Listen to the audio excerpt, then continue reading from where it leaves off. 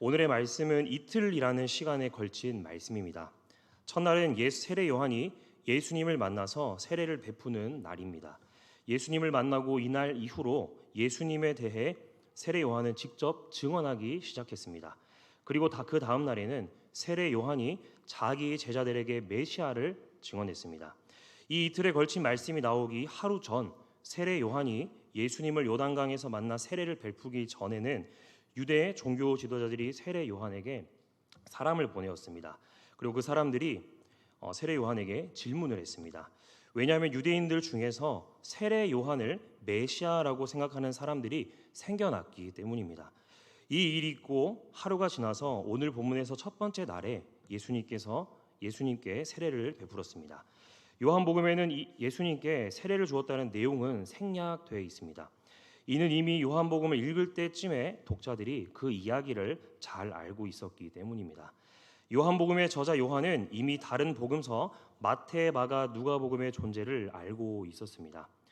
요한복음은 예수님의 시험 당하심이나 세례 받으심을 언급하지 않고 곧바로 예수님의 정체성에 대해서 말하고 있습니다. 저자 요한은 예수님이 세례받는 장면에 주목하지 않고 이야기 속 사람들이 예수님을 만난 것과 그들의 고백에 강조를 두고 있습니다. 29절 말씀을 보시면은 이튿날 요한이 예수께서 자기에게 나오심을 보고 이르되 보라 세상 죄를 지고 가는 하나님의 어린 양이로다. 이 말씀은 예수님 오실 길을 예비한 예수님께 세례를 베푼 세례자 요한의 고백입니다. 그의 고백은 예수님의 정체성을 알려주고 있습니다. 요한복음 1장 28절까지 세례 요한은 자신이 메시아가 아닌 것을 계속해서 이야기했습니다. 이제 그가 메시아를 만났습니다. 그가 묘사하는 메시아의 모습은 무엇입니까? 한마디로 이렇게 표현하고 있습니다. 세상 죄를 지고 가시는 하나님의 어린 양이십니다. 예수님이 이 땅에 오신 목적을 이보다 더 정확하게 또한 명확하게 알려주는 말은 없습니다. 세상 죄를 지고 가시는 하나님의 어린 양이십니다. 예수님은 어린 양, 하나님의 어린 양입니다. 우리를 대신해서 그 생명을 바치는 대속 제물로 이 땅에 오셨습니다. 그래서 예수님은 세상의 죄를 지고 가시는 분입니다. 세상 죄를 지고 간다는 이 말을 조금 더 구체적으로 말하면은 세상 죄를 지고 가서 없애버리기까지 하는 하나님의 어린 양이라는 뜻이 있습니다. 하나님의 어린 양은 짊어지기만 할 뿐만 아니라 그것을 취해서 옮겨버리고 없애버리기까지 하는 그러한 분이십니다. 하나님의 어린 양은 이사야 53장에서 말하는 온 세상 죄를 위해 특별히 또 구원받은 하나님의 모든 이스라엘을 위해 죽어가는 속죄 양입니다. 세례 요한의 사명은 하나님의 어린 양을 사람들에게 소개하는 것입니다. 이 세상의 모든 사람들은 우리를 포함해서 모두가 다 죄인입니다. 이 죄를 해결하기 위해서는 두 가지 방법이 있습니다. 하나는 생명이 둘인 사람이 다른 사람을 위해서 그 생명을 주는 것입니다. 그러나 그러한 사람은 아무도 없습니다. 생명은 모두가 다 하나이기 때문입니다. 또 하나의 방법은 죄가 없는 사람이 자신의 생명을 죄 있는 인간을 위하여 주는 것입니다. 그래서 예수님께서는 죄 없는 인간의 모습으로 이 땅에 오셨습니다. 이 세상의 죄인들을 위하여서 자신의 생명을 주심으로 말미암아 구원의 문을 열어 주셨습니다. 그 구원의 문을 통해서만 우리가 하나님께로 갈 수 있습니다. 세례 요한의 고백, 세상 죄를 지고 가시는 하나님의 어린 양이십니다와 같이 예수님을 묘사할 때 이 한마디가 전부라고 할 수 있겠습니다. 주님은 세상 죄를 지고 가시는 하나님의 어린 양이십니다. 세례 요한은 이어서 30절에서 내가 전해 말하기를 내 뒤에 오는 사람이 있는데 나보다 앞선 것은 그가 나보다 먼저 계심이라 한 것이 이 사람을 가리킴이라 라고 하고 있습니다. 요한은 예수님이 바로 이 분임을 설명하고 있습니다. 메시아를 만나기 전에 증거하던 자신의 뒤에 오는 사람은 실제로는 세례 요한보다 한참을 앞선 분, 한참을 먼저 계신 분입니다. 이 구절에서 자신보다 앞선다는 것은 조금 앞서 있는 것이 아닙니다. 예수님이 세례 요한보다 조금 먼저 계셨음을 말하는 것이 아니고 최상의 표현을 더해서 창세 전부터 계신 분임을 세례 요한이 고백하고 있습니다. 예수님이 세례 요한보다 더욱 중요한 분이시며 주요한 인물이시고 요한보다 높은 위치에 계시는 머리이심을 나타내고 있습니다. 자신을 예수님보다 낮추면서 세례 요한은 예수님은 높이고 있습니다.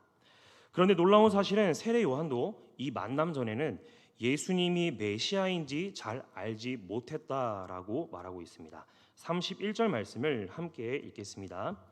나도 그를 알지 못하였으나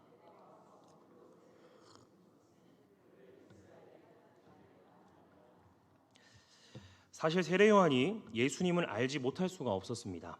세례 요한도 하나님의 은혜로 말미암아 잉태되었고 예수님과 사촌지간이었고 어릴 때 함께 성장했을 것이고 어떻게 이 땅에 태어나게 됐는지 그 이야기를 들었을 것입니다. 그러나 그럼에도 불구하고 인간적인 생각과 인간적인 시각으로는 이해할 수 없는 메시아의 모습이 있었습니다. 그래서 세례 요한은 예수님을 보면서도 그분인지 바르게 알지 못했다라는 것이죠. 메시아 예수님은 인간적인 지식과 경험으로 알 수 있는 분이 아닙니다. 그것을 뛰어넘는 성령의 조명과 깨달음과 역사하심이 있어야만 가능한 것입니다. 그래서 세례 요한이 그것을 32절과 33절에서 고백하고 있습니다. 세례 요한이 세례를 베푸는 장면이 요한복음에 직접 기록되어 있지는 않습니다. 그러나 그가 세례를 베풀 때에 성령께서 임하셨음을 보았다고 말하고 있습니다. 즉 성령이 임하는 사건을 보면서 세례 요한은 예수님이 메시아이신 것을 확신하게 되었습니다. 그래서 오늘 말씀에 나도 이분이 그분인 줄 알지 못했습니다라고 반복해서 말하고 있습니다. 요한복음의 특징은 사람들이 예수님을 몰랐다라는 것입니다. 주인이 땅에 왔지만 사람들이 몰랐다라고 말했습니다. 빛이 임하였지만 어둠 속에 있는 사람들이 그 빛을 깨닫지 못했다라고 반복합니다. 예수님을 인간적인 생각으로만 이해할 수는 없습니다. 또 깨닫지 못합니다. 지혜와 계시의 영이신 성령의 역사가 필요합니다. 그래서 우리가 예수님을 믿게 된 것은 참으로 놀라운 신비라 말할 수 있습니다. 성령이 임하고 머무는 것을 보고 세례 요한은 예수님이 바로 메시아인 것을 알게 되었습니다. 그래서 세례 요한은 목격자로서 그것을 증언합니다. 34절 말씀입니다. 내가 보고 그가 하나님의 아들이심을 증언하였노라 하니라. 진짜 증인은 자신이 본 것을 본 그대로 말합니다. 자신의 생각을 말하는 것이 아닙니다. 그래서 예수님이 하나님의 아들이자 메시아임을 세례 요한이 증언했습니다. 사실 그대로 보고 들은 것을 경험한 것을 말하는 것이 증인의 역할입니다. 세례 요한은 예수님이 메시아이심을 목격하고 목격한 대로 증언하기 시작합니다. 이 증언을 시작으로 제자들이 예수님을 따르기 시작합니다. 목격하고 증언한 것이 너무나도 확실하기 때문에 자신의 제자들도 예수님께 기꺼이 보내는 세례 요한입니다. 세례 요한이 메시아를 알아본 것은 순전히 성령의 인도하심 때문이었습니다. 예수님을 만나기 전에 이미 하나님께서 말씀하신 게 있었습니다. 성령이 누구 위에든지 머문다면 그가 메시아인 줄 알라라는 것이었죠. 예수님이 세례를 받으실 때 신기하게도 성령이 눈에 보이는 모습으로 임했던 것 같습니다. 성령의 임재 가운데 가장 중요한 것은 임하신다는 것뿐만 아니라 그에게 머문다는 것입니다. 머무는 것은 잠시 머물다 떠나는 것이 아닙니다. 성령이 그 안에 내재하셔서 계속적으로 거하며 또 머무는 것을 말합니다. 예수님은 성령을 소유하신 분으로 성령으로 세례를 베푸는 이였습니다. 여기서 예수님과 세례 요한의 사역의 차이가 분명해집니다. 물로 회개의 세례를 베풀던 세례 요한 앞에 이제 성령으로 세례를 베푸는 메시아의 사역이 시작되었습니다. 주님의 길을 준비해온 모든 과정과 성령의 증언을 통해 세례 요한은 내가 보고 그가 하나님의 아들이심을 증언한다라고 고백할 수 있게 되었습니다. 세례 요한의 이 고백처럼 사람들로 하여금 예수님이 하나님의 아들이라고 고백하게 하는 것이 바로 요한복음의 저자가 이 책을 기록한 목적입니다. 제가 얼마 전에 영상을 통해서 처음 알게 된 것이 있습니다. 먼 곳 우리가 또 주로 해외여행을 갈 때 타는 비행기와 관련된 것인데 우리 성도 여러분이 생각하실 때 비행기가 후진을 할 수 있다고 생각하십니까? 아니면 후진을 할 수 없다고 생각하십니까?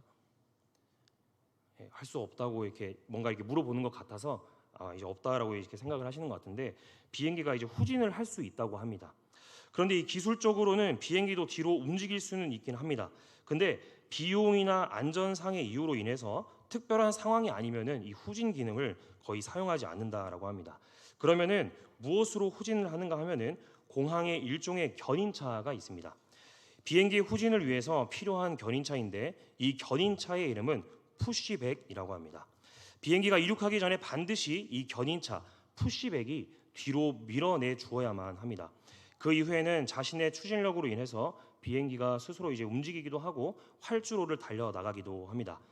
이 견인차는 한 번도 활주로를 쌩쌩 달려본 적도 없고 하늘을 날아본 적도 없습니다. 그러나 비행기 이륙을 위해서는 없어서는 안 될 중요한 역할을 하고 있는 것이 푸시백이라는 견인차입니다. 아마 오늘 이 견인차 역할을 하고 있는 한 사람을 이 본문에서 찾으라고 한다면은 그가 바로 세례 요한이라고 할 수 있습니다. 그는 그리스도도 아니고 이 땅에 구원을 주러 온 사람도 아닙니다. 그러나 그리스도께서 공생애를 시작할 때 그 역할은 컸고 그로 말미암아 주님이 세상 한가운데 공생애를 시작할 수 있도록 길을 열어주는 자의 역할을 한 것이 세례 요한이었습니다. 하나님의 어린 양 메시아를 만난 세례 요한의 반응은 그를 증언하는 것이었습니다. 세례 요한의 증언은 예수님이 신격을 가지신 분이며 그분의 구속 사역이 하나님 아버지의 뜻에서 나온 것이며 또 그분이 그것에 순종하는 분이심을 보여줍니다. 메시아를 증언하는 증인의 참된 모습이라고 할 수 있습니다. 성도 여러분, 예수님은 우리의 죄를 짊어지고 그것을 없애버리기 위해 오신 하나님의 아들이십니다. 그것을 정말로 우리가 믿는다면은 세례 요한과 같은 반응이 우리에게도 있어야 합니다. 증언하는 삶이라고 할 수 있습니다. 우리가 믿는 분이 어떤 분이신지를 확실히 깨달아 하나님의 어린 양, 하나님의 아들 예수님을 증언할 수 있기를 간절히 소망합니다. 세례 요한은 예수님께 세례를 베풀고 나서부터 예수님을 직접 증언하기 시작했습니다. 그리고 그 다음 날이 되었습니다. 다음 날 요한은 자신의 두 제자와 함께 다시 그곳에 서 있었습니다. 그리고 예수님께서 지나가시는 것을 보면서 하루 전과 같은 말을 반복하고 있습니다. 36절과 37절 말씀을 함께 읽겠습니다. 예수께서 거니심을 보고 말하되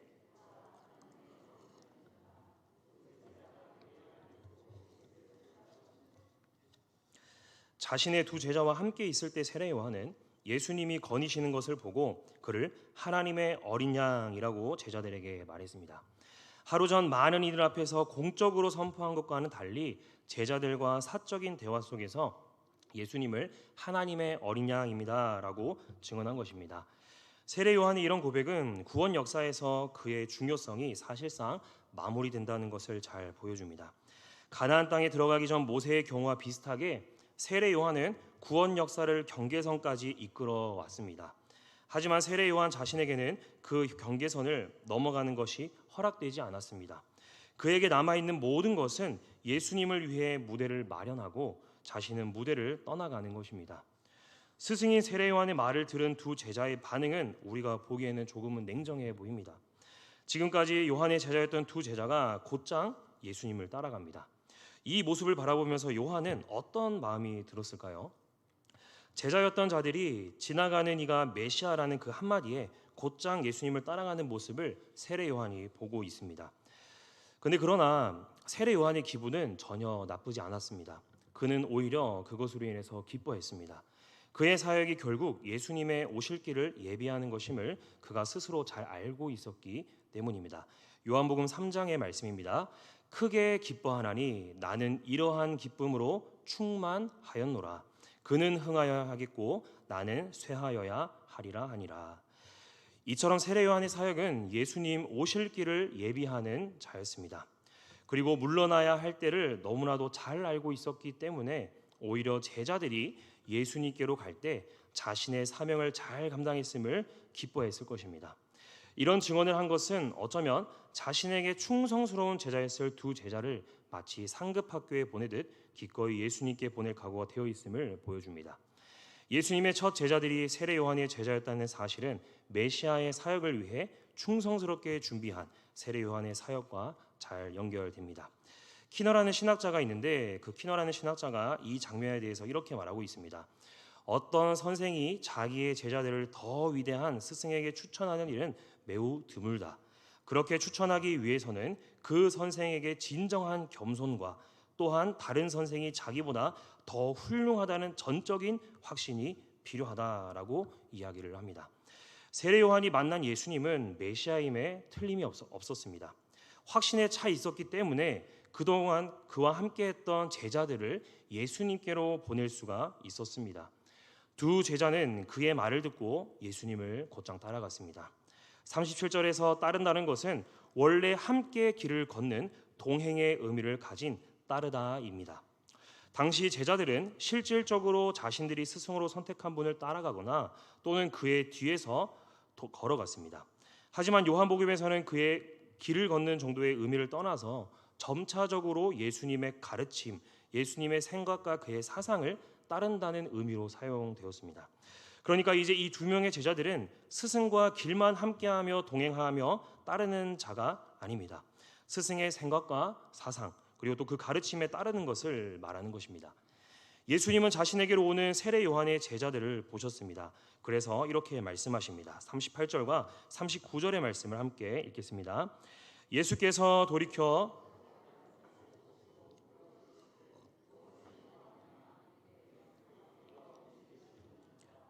랍비는 번역하면 선생이라. 예수께서 이르시되 와서 보라. 그러므로 그들이 가서 계신 데를 보고 그날 함께 거하니 때가 10시쯤 되었더라. 우선 예수님은 그들이 무슨 이유로 무엇을 바라면서 자신을 따르는지를 질문하셨습니다. 무엇을 구하느냐는 이 질문은 그들이 추구하는 것이 무엇인지 질문하는 것입니다. 그러자 두 사람은 예수님이 어디에 머무시는지 되묻습니다. 그들이 예수님 계신 곳을 물어본 이유는 예수님과 함께 머물면서 배우기를 원했기 때문입니다. 함께 머물기 원하는 그들에게 예수님을 말씀하십니다. 와서 보라. 다른 말씀을 하지 않습니다. 와서 보라. 우리가 예수님을 따라갈 때도 주님은 이렇게 말씀하십니다. 와서 보라. 다 알고 다 확인하고 따르는 것이 아니라 와서 보라. 보면 알게 된다. 이것이 주님의 말씀입니다. 주님은 직접 와서 확인하도록 그들을 초청하십니다. 와서 보라라는 이 말을 원어대로 직역하면은 오라. 그러면 너희가 볼 것이다가 됩니다. 예수님께서 오십시오, 오세요가 아니라 오라라는 명령형으로 이야기를 하셨습니다. 예수님이 두 사람을 자신이 있는 곳으로 부르시는 말씀인 동시에 자신을 따르는 제자로의 부르심이라고 할 수 있습니다. 오라 뒤에 있는 보라는 너희가 볼 것이다 라는 뜻을 가지고 있습니다. 우리가 읽는 한글 개역개정 성경은 앞에 나오는 오라라는 이 예수님의 명령을 잘 전달하지 못하고 있습니다.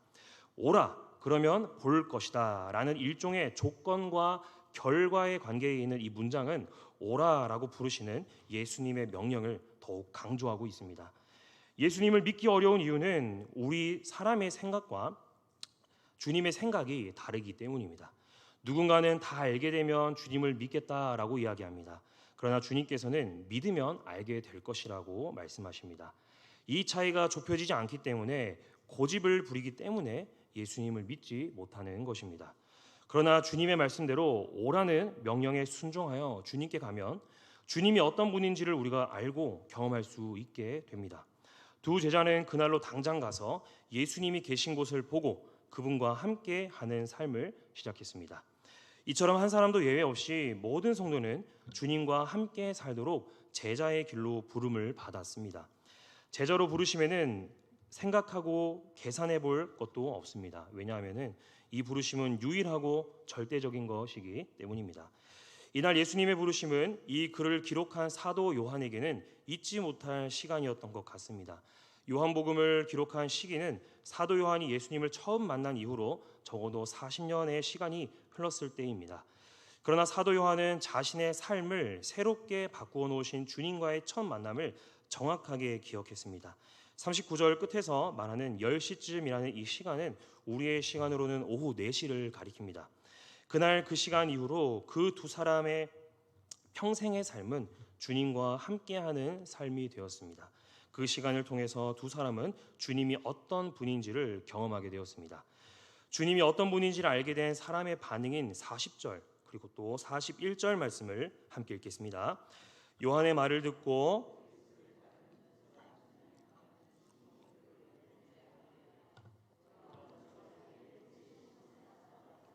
우리가 메시아를 만났다 하고 메시아는 번역하면 그리스도라. 아멘.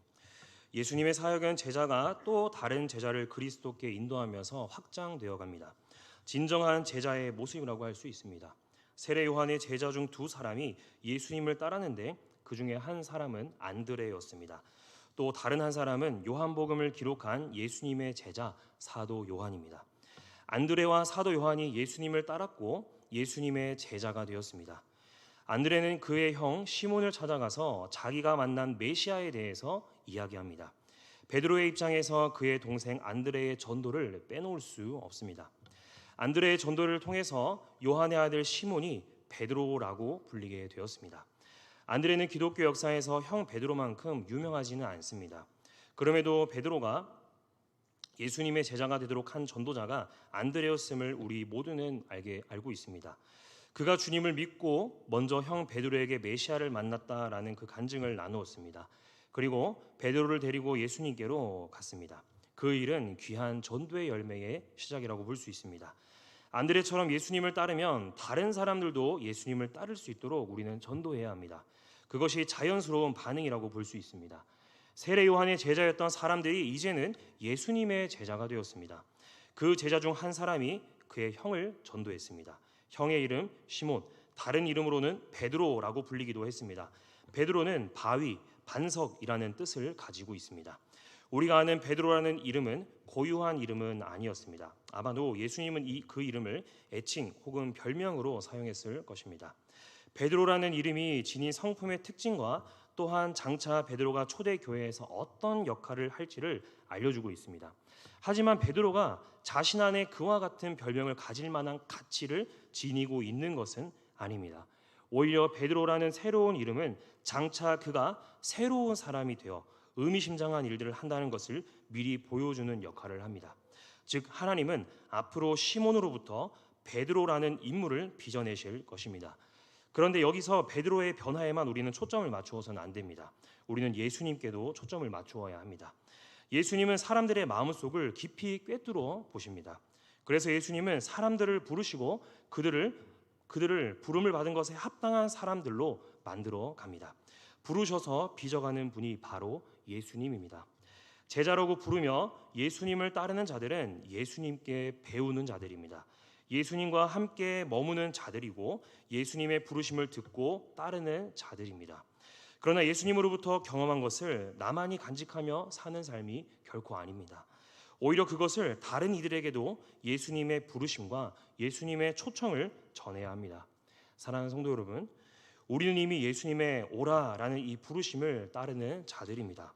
그리고 오라 그리하면 볼 것이다 라고 하셨듯이 우리는 예수님의 부르심에 응답하여 예수님이 어떤 분인지 경험한 자들입니다.